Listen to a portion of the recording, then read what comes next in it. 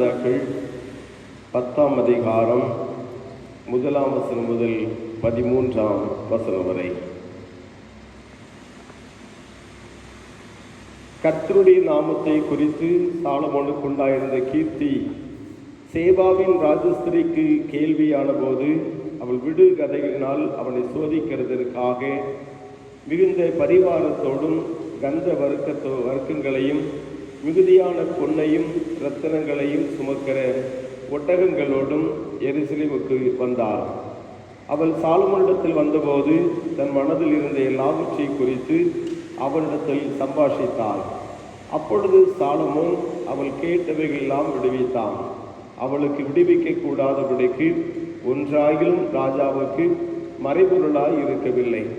சேபாவின் ராஜஸ்திரி சாலமோனுடைய சகல ஞானத்தையும் அவன் கட்டின அரண்மனையும் அவன் தந்தையின் போஜன பதார்த்தங்களையும் அவன் ஊழியக்காரரின் வீடுகளையும் அவன் உத்தியோகஸ்தரின் வரிசையையும் அவர்கள் வஸ்திரங்களையும் அவருடைய பாத்திரக்காரரையும் அவன் கர்த்தருடைய ஆலயத்துக்குள் பிரவேசிக்கும் நடை மண்டபத்தையும் கண்டபோது அவள் ஆச்சரியத்தால் பிரமை கொண்டு ராஜாவை நோக்கி, உம்முடைய வர்த்தமானங்களையும் உம்முடைய ஞானத்தை குறித்தும் நான் என் தேசத்தில் கேட்ட செய்தி மெய்யாயிற்று.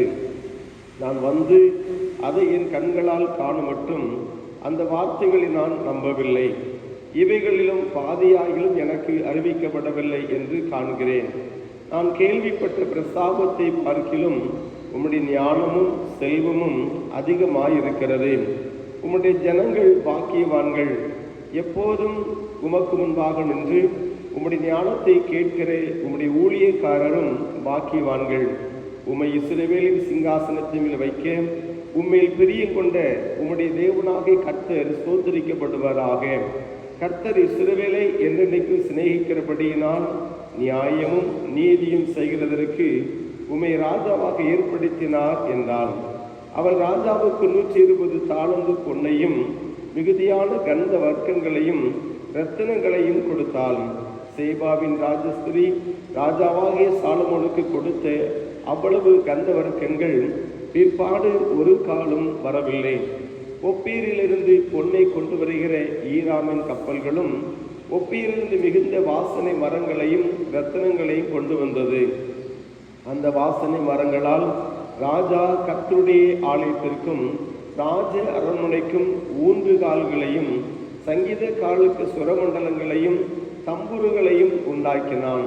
அப்படிப்பட்ட வாசனை மரங்கள் பிற்பாடு வந்ததும் இல்லை, இந்நாள் வரைக்கும் காணப்படவும் இல்லை. ராஜாவா